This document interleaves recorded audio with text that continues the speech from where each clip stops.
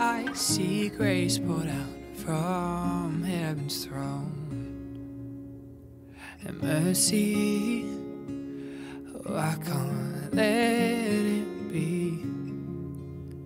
Keep my heart wide open as you come. Vanoggend is ons in Psalm 16 en die opskrif in my Bybel lees God die hoogste goed. En dink met soos baie van die ander psalms kan ons ongelukkig nie heeltemal met sekerheid sê wat die oploop van omstandighede was wat gelei het tot Dawid wat hierdie psalm geskryf het nie. Maar aangesien Dawid uitroep tot God om hom te bewaar, daar in vers 1, ons gaan dit nou lees, en aangesien hy praat oor die graf en oor die dood, daar in vers 9 tot 11, is dit baie moontlik dat hy dalk 'n noue ontkoming kon gehad het met die dood. Het sy dit nou was in 'n strydgeveg met 'n vyand van hom, of moontlik 'n dreigende siekte, of miskien die gevaar van een of ander wilde dier in die wildernis. Iets het Dawid se lewe bedreig, ons weet nie wat dit was nie, maar dit het hom op 'n plek gebring in sy lewe waar hy baie lank en baie hard en baie diep gaan dink het oor sy sekuriteit in God. Ek wil vanoggend vir jou sê, jy kan sekuriteit hê in die lewende God. Jy kan seker wees van jou saligheid. Al sou Dawid ook sterf soos wat hy het en hy sou begrawe word soos wat hy begrawe is, sou die inhoud van Psalm 16 nog steeds die ewigheid in resoneer. Want hierdie psalm kom tot perfekte vervulling in niemand anders nie, as die Here Jesus Christus, wat 'n baie spesiale gedagte is, voordat ons dit lees. Daarna gaan ons onder andere kyk vanoggend, voor ek te veel praat, kom ons lees dit net eers saam. Dit is 'n gedig van Dawid, hy skryf, bewaar my, o God, want by U skuil ek. Ek het tot die Here gesê, U is my Here, vir my is daar geen goed bo U nie. Maar aangaande die heiliges wat op die aarde is, sê ek, hulle is die heerlikes in wie al my behaag is. Die smarte van hulle wat 'n ander God met gawes vereer, sal menigvuldig wees. Ek sal hulle drankoffers van bloed nie uitgiet en hulle name op my lippe nie neem nie. Die Here is die deel van my erfenis en van my beker. U onderhou my lot. Die meetsnoere het vir my in lieflike plekke geval. Ja, my erfenis is vir my mooi. Ek sal die Here loof wat my raad gegee het, selfs in die nag vermaan my niere my. Ek stel die Here altyd deur voor my, omdat hy aan my regterhand is, sal ek nie wankel nie. Daarom is my hart bly en my eer juig, ook sal my vlees in veiligheid woon. Want U sal my siel in die doodryk nie oorgee nie. U sal nie toelaat dat U gunsgenoot verderwing sien nie. U sal my die pad van die lewe bekend maak. Versadiging van vreugde is voor U aangesig. Lieflikhede in die regterhand vir ewig. Kom ons stop net eers daar. Jy sal opmerk, ons lees uit die 1953 vertaling uit, miskien het iemand anders 'n ander vertaling. Dan kom jy by frase soos, my niere vermaan my, en dan kan 'n ou dink, maar wat beteken dit presies? Wat bedoel Dawid daardeur? Maar hy verwys eintlik na sy innerlike gedagtewêreld, waardeur die Here hom aanspreek, as hy dit skryf. Maar nietemin, ek weet nie wie van julle dit moontlik al raak gelees het in die skrif nie, maar seker een van die mooiste name of titels wat aan die Here God toegeskryf word in die skrif, is die baie spesiale titel van mensebewaker. Iemand het al raak gelees. Die Bybel praat van God as die mensebewaker. En die mens lees dit raak wanneer iets wat ontevrede Job, ek dink hy's iets wat ontevrede nog op hierdie stadium, Job 7 vers 20, daar praat hy met die Here, en hy sê, as ek gesondig het, wat doen ek U aan, o mensebewaker? Het kosbaar is dit nie? Die Here is 'n mensebewaker. Almal van ons wat hier sit vanoggend kan getuig, hy help, hy behoed, hy bewaar, hy bewaak sy kinders. Wat vir my en jou 'n baie gerusstellende gedagte behoort te wees terwyl ons nog in hierdie wêreld is. Maar selfs al sou ons hierdie wêreld verlaat, bewaak die Here steeds die siele van die wat syne is, en hy gee vir hulle 'n besonderse vooruitsig op die toekoms. En Dawid, meer as enigiemand anders, het dit baie goed geweet. Ons sien, soos ons verlede week uit Psalm 11 uitgewerk het, ons sien daar in vers 1, hoe Dawid sê, by die Here skuil ek. Dis nou nadat sy raadgewers en sy adviseurs vir hom die raad gegee het om soos 'n voël die berge in te vlug. In daai situasie was daar ook iets wat Dawid se lewe bedreig het. Hulle sê vir hom, vlug soos 'n voël die berge in. Dawid sê, by die Here skuil ek. En weer eens, Dawid is nie dwaas nie. Hy het gevlug as hy moes vlug, maar hy het eers na God toe gevlug.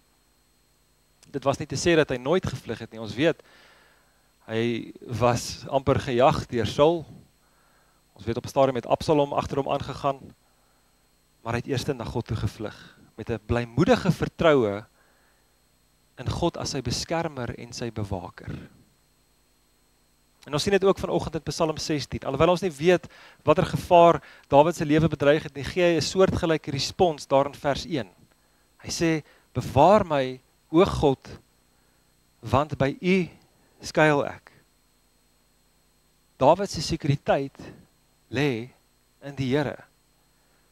En die kosbare les wat ons sommer vroeg hieruit kan leer vanoggend julle, en ek wil dit net reguit sê, is dat ware sekuriteit, ware verborgenheid, ware veiligheid, in teenstelling met die illusie daarvan wat die wêreld baie keer vir ons wil skets, is 'n werklikheid en word 'n werklikheid wanneer 'n gelowige met alles in hom daarvoor vra by God. Dit vat 'n gelowige om te vra vir hierdie verborgenheid by God. Ware sekuriteit en verborgenheid en veiligheid begin wanneer 'n gelowige met alles in hom daarna soek in God, wat die bewaker is van mense en wat die harte ken van mense. Maar dan moet dit ook 'n eerlike soeke wees, dit moet 'n eerlike begeerte wees. Dit kan nie halfhartig wees nie, dit moet gebou wees en gegrond wees in geloof. Maar dis 'n gedagte wat ons uitbring by ons heel eerste observasie van vanoggend se Psalm.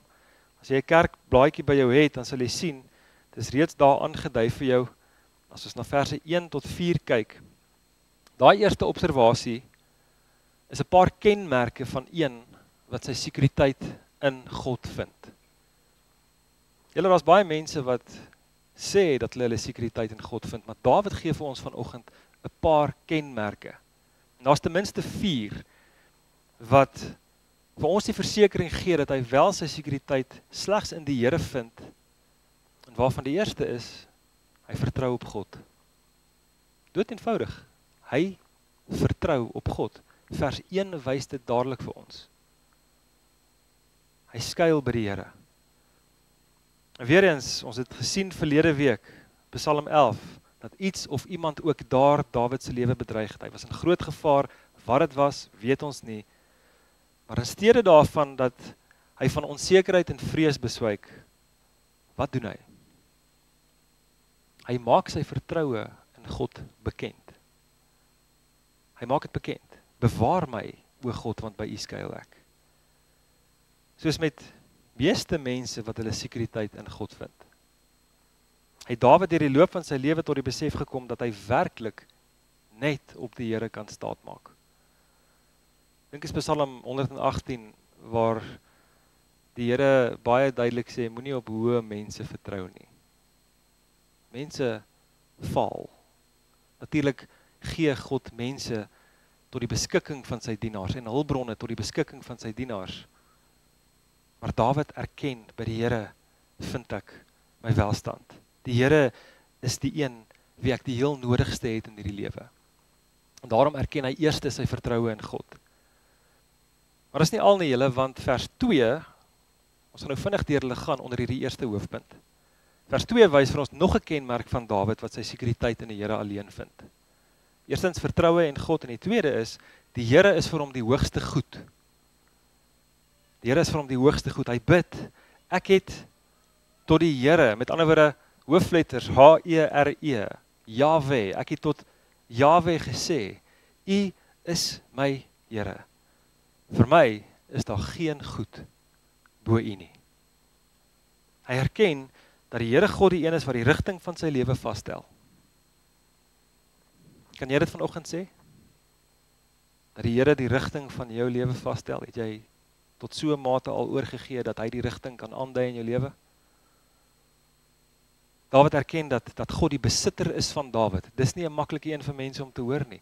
Maar weet julle wat, as gelowiges in die Here Jesus Christus, is ons disippels van hom, hy is ons baas en ons eienaar. Hy is ons baas en ons eienaar. En wat 'n baas en wat 'n eienaar. Lig is sy las, sag is sy juk. Hy gee vir vermoeides die hoop op geluk. God is die besitter van Dawid, maar hy is ook die een wie Dawid se lewensloop bepaal. Omdat hy vir Dawid sorg en omdat hy vir Dawid liefhet. Dawid is 'n man na sy hart. Maar dit beteken natuurlik dat alles anders in Dawid se lewe, het sy dit nou wingerde is, of manskappe, of grond, of status, die manskappe sou waarskynlik later gekom het, toe hy gevestig is as koning, maar populariteit, dink aan enigiets, al daardie dinge wat Dawid tot sy beskikking gehad het, sou kwyn in belangrikheid in vergelyking met die feit dat hy die Here mag ken. Hoe besonder is dit nie? Dis aanbidding. Hy het alles tot sy beskikking. Maar die belangrikste vir hom in die lewe, hy ken die lewende God. En so herken hy in vers 2, vir my is daar geen goed bo U nie. Met ander woorde, hy sê, naas God begeer ek niks meer anders nie. Ons gaan nou 'n bietjie dieper kyk na vers 5 van die Psalm, maar ek wil net vlugtig noem, daar erken Dawid, die Here is die deel van sy erfenis en van sy beker. Die Here onderhou sy lot. Wat weer eens ook net vir ons 'n erkenning is, dat in swaar kry of in vreugde, of in siekte, of in gesondheid, in armoede, of in oorvloed, in oorlogtyd, of in vredestyd, selfs in lewe en in dood, die lewende God bly die oorheersende werklikheid in Dawid se lewe. Gister toe is hier 'n doop gewees, Solomon hulle het kom doop hierso, glo dit of nie, hier's 'n doopbad hier onder. Maar ek sit hier binnekant en ek dink aan hierdie vers. Het jy al daaraan gedink, ekskuus, dat elke krisis of elke omstandigheid wat jy in die verlede al in die gesig gestaar het, daar was mense daar betrokke, daar was omstandighede, daar was ligging, jy was ergens gewees, maar jy's uit daai krisisse deur God uitgehaal, hy het jou daar uitgelei, en jou omstandighede het verander, die gesigte van die mense het verander, want daar het nuwe mense in jou lewe ingekom, en so het daar nog uitdagings gekom. Mense en plekke verander, maar deur dit alles bly daar een konstante werklikheid. Die lewende God, hy is by jou al die dae van jou lewe, as jy hom ken en as jy hom liefhet. Dieselfde is waar die dag as jy jou laaste asem uitblaas. Die een ewige konstante sal die een wees wat jou daardeur dra en ander kant uitbring. Nie mense nie. Die Here self is op die einde van die dag die onderhouer van Dawid. En hy bly die ewige konstante vreugdevolle werklikheid in sy lewe. Maar daar's meer, want die derde kenmerk wat ons by Dawid opmerk, en wat vir ons wys dat hy werklik sy sekuriteit vind in God, is dat hy vreugde vind in die gemeenskap van die gelowiges. Nou, mens sal dink, ek het daai ene beplan, maar dis die skrif wat dit vir ons wys. Hy vind vreugde in die gemeenskap van die gelowiges. Hy skryf daar in vers 3, maar aangaande die heiliges wat op die aarde is, sê ek, hulle is die heerlikes in wie my behaag is. Hy sê eerder in wie al my behaag is. Daar's 'n duidelike onderskeid tussen die heiliges waarvan Dawid hier skryf in vers 3 en diegene wat agter afgode aanhardloop daar in vers 4. Ons gaan nou by vers 4 uitkom. Maar die heiliges van wie hy hier skryf in vers 3 is hulle wat getrou gebly het aan die verbond in Israel. Die verbond wat God met hulle gesluit het. Hulle is die wie met neergeboe harte en heilige hande die Here aangeroep het in aanbidding, wie hom getrou gedien het, wie hom lief gehad het. Hulle is die wie God vir homself afgesonder het. En kan ek vir iets vanoggend sê op hierdie punt, oor mense wat deur God afgesonder is en oor mense wat die Here dien. Ek het nog nooit 'n ware gelowige gesien wat aanhoudend sy neus optrek vir ander gelowiges, tensy hy self baie onvolwasse en onseker is. Ek wil dit weer sê, ek het nog nie 'n ware gelowige gesien wat aanhoudend sy neus optrek vir ander gelowiges nie, tensy hy self baie onvolwasse en onseker is. Gelowiges soek die gemeenskap van gelowiges. En dalk is daar gelowiges wat dit nie soek nie. Maar so 'n persoon, en dit was al ek, moet myself vra, is ek seker in my verhouding met die Here? Hoekom wil ek nie hier wees nie? Gelowiges soek gemeenskap uit. En hoor my reg, daarby saam wil ek ook sê vanoggend. Almal weet dit. Partykeer moet jy vlug. Partykeer moet jy vlug. Partykeer is geloofsgemeenskappe nie gesond nie. Maar 'n gelowige soek gemeenskap op.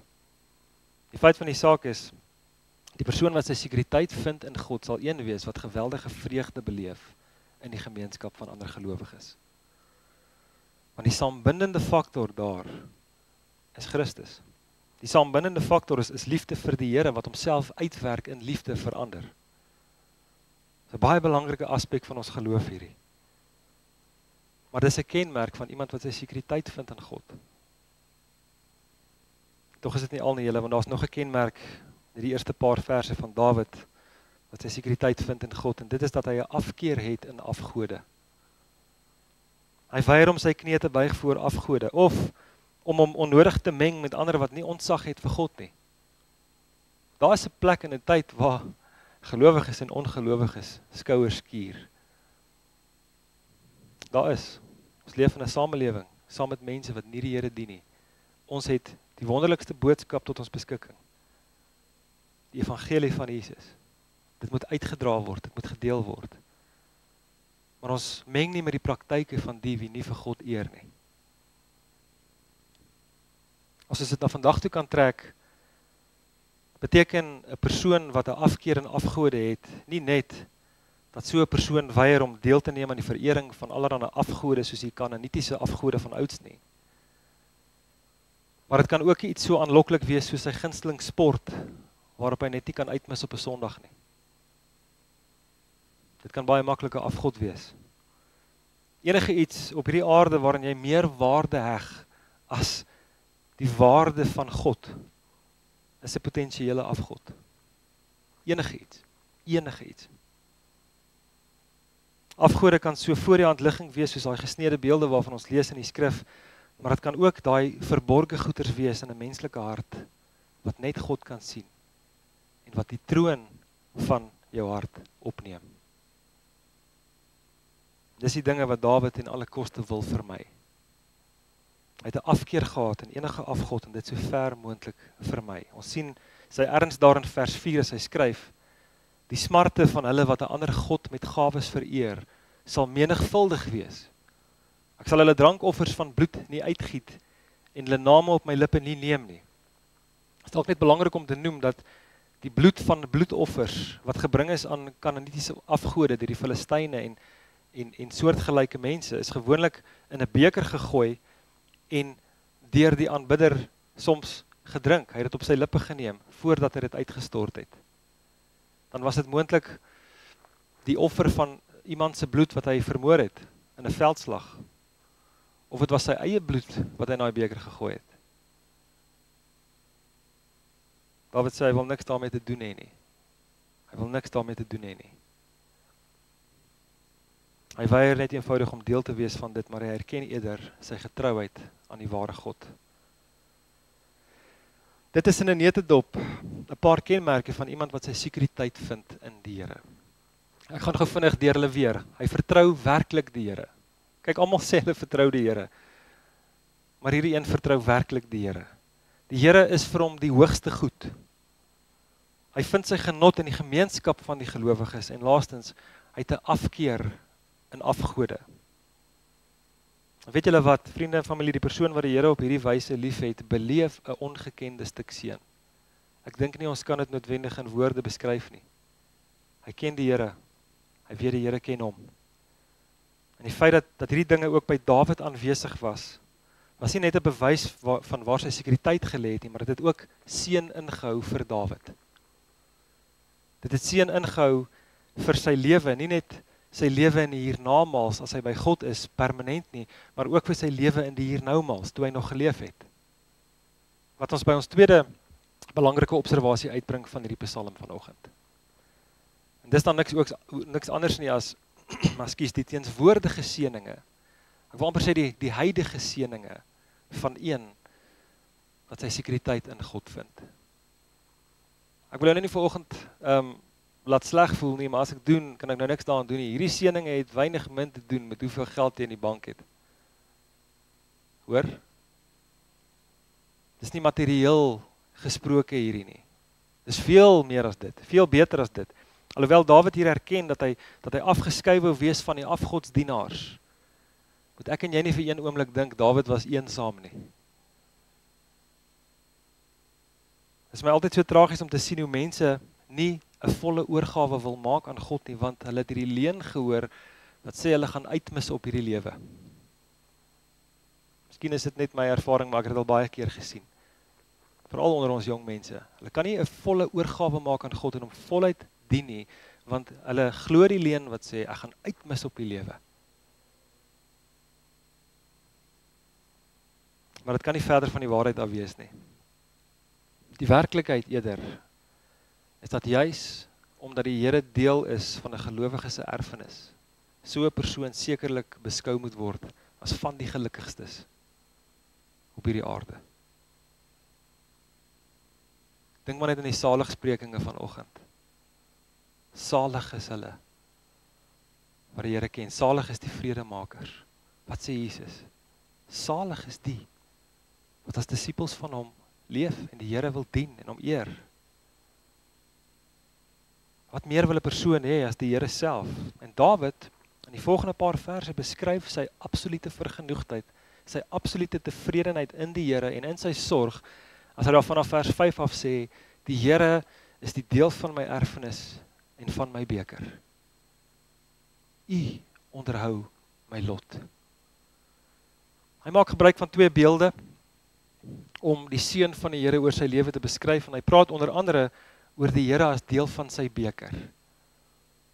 Ek dink gou terug wat ek nou gesê het, waar daar bloedoffers gebring is in bekers aan Kanaanitiese afgodsaanbidding en Kanaanitiese afgode, so gee Dawid eintlik hier 'n kragtige kontras deur te noem dat die Here die deel is van sy beker. En dis eintlik die punt hier ter sprake, maak nie saak waarna enige iemand anders op soek is nie, as 'n gelowige kry hy die ware God. Hy kry die Here.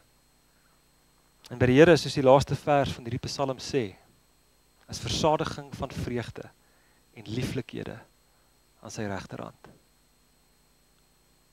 Julle, daai is nie net woorde van 'n gedig nie, dis geïnspireer deur die Heilige Gees. Dink hieroor. By die Here is versadiging van vreugde en lieflikhede aan sy regterhand. Waar anders wil 'n mens wees? Die Here is deel van Dawid se erfenis en hy onderhou sy lot. Hy sê daar in vers 6, die meetsnoere het vir my in lieflike plekke geval. Ja, my erfenis is vir my mooi. En hier wil ek duidelik maak, hier word nie verwys na fisiese meetsnoere van fisiese grond wat aan gewone Israeliete toegeken word nie. Dis 'n ander gesprek daai. Hier het dit betrekking op God, wat self die regverdige se erfenis is. Soos vir die Lewiete van ouds. Onthou julle, die Lewiete het nie grond gekry nie. Wat het God vir hulle gegee? Hy het vir hulle gesê, hy is hulle erfporsie. Wat eintlik 'n onbeskryflike gedagte is. Dink bietjie saam met my aan Dawid se lewe. Was Dawid die oudste, die middelkind of die jongste? Arme Dawid, hy was die jongste. Wat dink gou daaraan? Dawid as die jongste van sy pa se seuns kon nie noodwendig verwag om 'n erfdeel van sy familie te ontvang nie. En tog het hy vreugde en rus gevind in die feit dat hy die Here geken het. Dit was vir hom 'n besonderse erfdeel. Die meetsnoere sê het vir hom op gunstige plekke geval, want om die Here te kan hê as 'n erfdeel, om hom werklik te kan ken, het soveel seën ingehou vir hom. Seëninge soos die waarvan ons lees in verse 7 en 8. Let op dat Dawid daar vir die Here dankie sê vir 2 besonderse geskenke. Hy sê eerstens dankie vir die feit dat die Here hom spesiale insig gee waarvan hy in die nag bewus is. En tweedens sê hy dankie vir die feit dat die Here altyd by hom is. Altyd. Hy skryf, ek sal die Here loof wat my raad gegee het. Selfs in die nag vermaan my niere my. Ek stel die Here altyd deur voor my, wat baie belangrik is. Dawid sê, ek stel die Here altyd deur voor my, niks anders nie. Omdat hy aan my regterhand is, sal ek nie wankel nie. En die besluit wat Dawid neem om die Here altyd deur voor hom te hou, soos ek nou gesê het vir hom geweldige vreugde en heerlikheid gebring. Soveel sodat hy self spesiale insig het. En hy die Here op 'n spesiale wyse teenwoordig is by Dawid. As hy sê hy sal nie wankel nie, dan praat hy van die besonderse sekuriteit wat hy het in God. Sekuriteit wat hy in hierdie lewe reeds kon hê ten spyte van 'n onsekure wêreld. Dis regtig so rondom ons. Selfs onder gelowiges begin jy sien hoe mense begin wankel. Selfs gelowiges begin wankel want die wêreld word net openbaar vir wat dit werklik is. Ek dink net wat sê Jesus, sal ek nog geloof vind wanneer die seun van die mens terugkeer aarde toe. Dawid het sekuriteit in God, ek en jy kan sekuriteit in die Here hê ten spyte van wat om ons aangaan. Hier is 'n wêreld waarin, wil ek net bysê, beide gelowiges en ongelowiges pyn kan ervaar. Hoor dit ook vanoggend. Gelowiges en ongelowiges ervaar pyn. Gelowiges en ongelowiges kan moeilikheid beleef en krisisse en beproewinge deurgaan. Hier is 'n wêreld waarin gelowiges en ongelowiges verlies beleef, mislukkings beleef. Maar wat is die verskil tussen die gelowige en die ongelowige? Die verskil is julle dat die ongelowige as gevolg van hierdie dinge meestal hopeloosheid en verwarring beleef en daarom eintlik die bestaan van sy lewe bevraagteken. Hoekom is ek hier? Wat's die punt? Terwyl mense wat die Here ken en hulle sekuriteit vind in God met vreugde kan volhard in geloofsvertroue met 'n wonderlike erfenis wat vir hulle voorlê.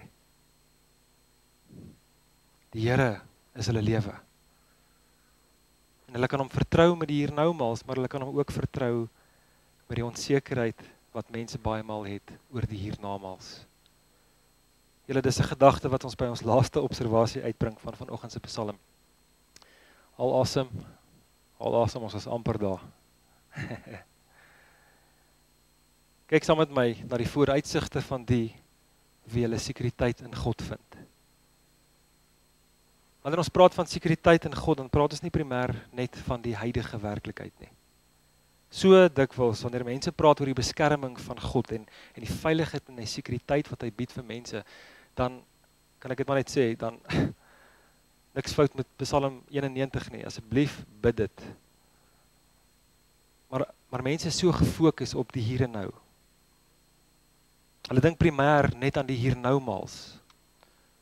Maar sekuriteit in God is nie bloot net 'n werklikheid met betrekking op die lewe nou nie, want dit sluit ook die ewige dimensie in. Baie belangrik om hierdie ding te verstaan.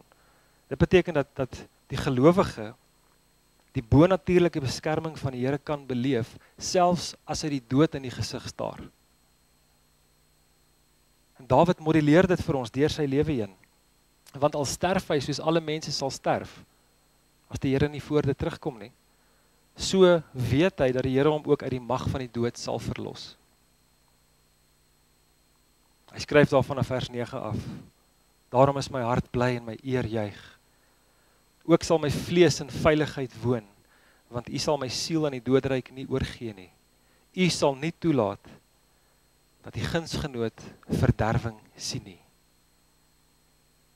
Het jy opgemerk wat ek opgemerk het? Dawid skryf asof hy verder gesien het as sy eie persoonlike ervaring. Want hy praat oor die sekuriteit wat hy in God het, ten spyte van die feit dat hy op een of ander stadium ook hierdie lewe sou vaarwel roep. Die vraag is net vanoggend, julle, hoe kan Dawid dit sê? Hoe kan hierdie Ou Testamentiese figuur dit sê?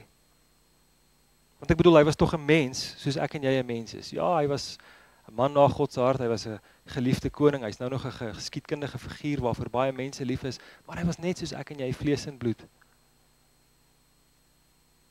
Die van julle wat Dawid se verhale ken, sal weet dat hy juis nie 100% van die tyd altyd die Here voor oë gehou het nie. Ons weet dit, ons praat baie daaroor by die manne fellowship. Hy het nie altyd die Here voor oë gehou nie, partykeer het sy oë gedwaal. Dit weet ons. Dawid het ook gewankel met tye. En hier skryf hy in vers 8 dat hy nie sal wankel nie. Hy het ook nog nie gesterf toe hy hierdie woorde geskryf het nie, en tog sê hy hier in vers 10, U sal my siel aan die doodryk nie oorgee nie. U sal nie toelaat dat die gunsgenoot verderwing sien nie. So die vraag is net, julle, hoe op dese aarde is dit moontlik dat Dawid met soveel geloof in 'n onvervulde ideaal geskryf het? Waarom skryf hy asof hy verder as sy eie persoonlike ervaring gesien het? Wel, soos ek aan die heel begin gesê het, is hierdie kosbare psalm ook 'n kragtige vooruitsig en 'n profesie van die Here Jesus Christus. En hoofsaaklik 'n profesie oor die opstanding van die Here Jesus Christus. In die Here Jesus Christus kom al die ideale en die hoop waarvan hierdie psalm praat tot perfekte vervulling. Ons lees elke jaar met Pinkstertyd Petrus se preek, waar 3000 mense tot bekering gekom het in Jerusalem. Ek wil hê jy moet dit ook gaan lees. Hy haal die woorde van hierdie einste psalm aan in daai preek in Handelinge 2, as hy met die Jode praat in Jerusalem, soos wat dit betrekking het op Christus. En ek gaan nou vir jou net 'n kort gedeelte daarvan lees uit Handelinge 2. Petrus preek volle bors daar in Jerusalem. En hy praat oor die opstanding van Jesus. Onthou hoe belangrik is die opstanding van Jesus. Dis die pivot, soos hulle sê, die draaipunt van die hele geskiedenis. Dit loop saam met die kruis en die hemelvaart, maar die opstanding is kern. En Jesus praat met die Jode daar. Hy sê vir hulle, hierdie Jesus wie julle gekruisig het God opgewek uit die dood uit. Kom ek lees sy woorde. Hy sê, broeders, hy praat met sy Joodse broers, ek kan vry uit met julle spreek oor die aartsvader Dawid, dat hy gesterf het en ook begrawe is, en sy graf is by ons tot vandag toe. So, die punt is, Dawid is dood.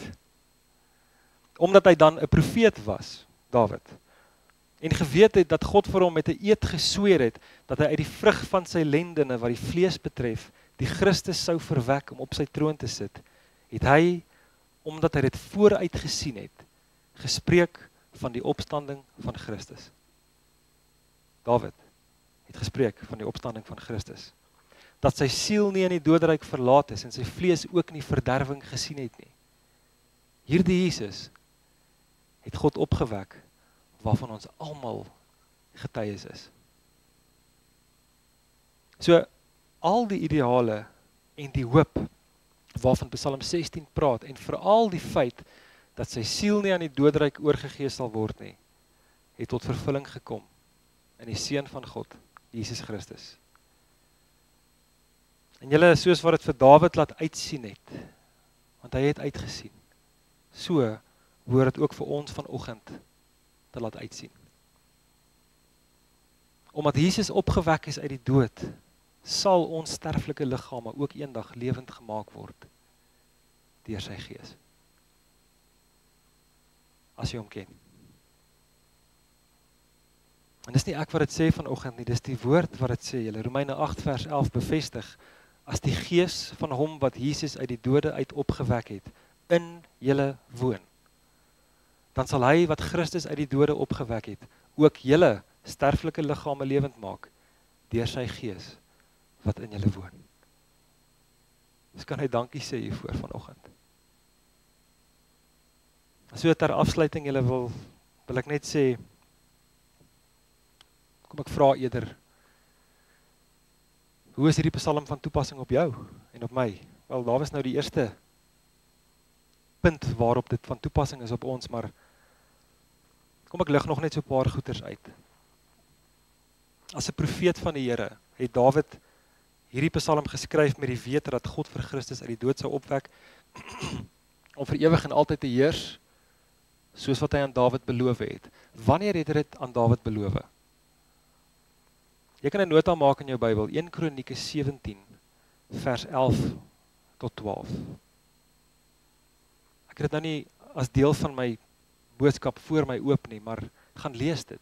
Sien waar God die belofte maak aan Dawid, dat hy een van sy nageslag 'n ewige koninkryk sal gee. Die wonder van Psalm 16 vanoggend julle is dat die opstanding van Christus al bekend gemaak is eeue voordat dit gebeur het.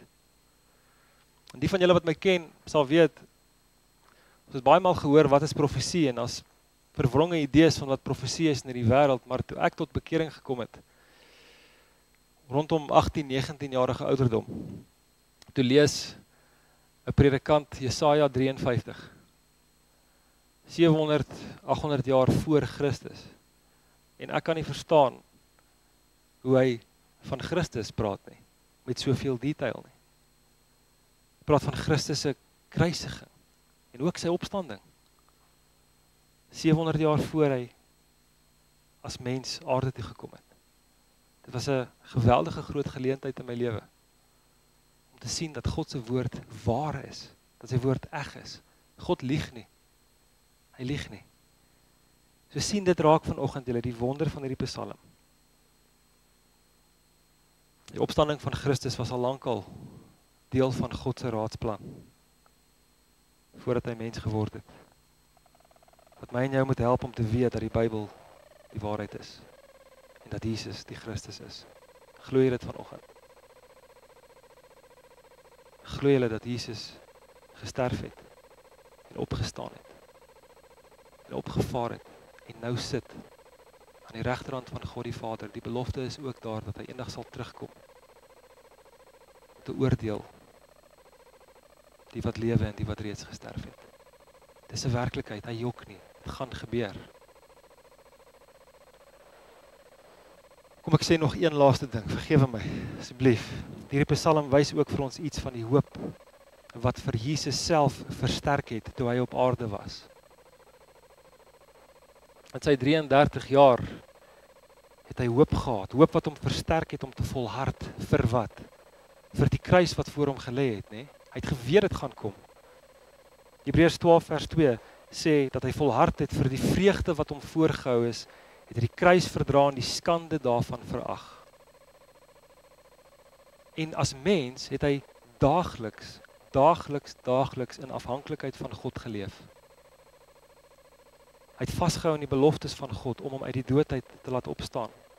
Ook die wat in hom glo, om hom tot die volheid te bring van die ewigheid by God. Die seun het die Vader lief gehad.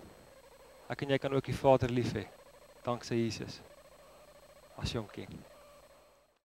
Every sea's hand, you have brought me back home, and you surround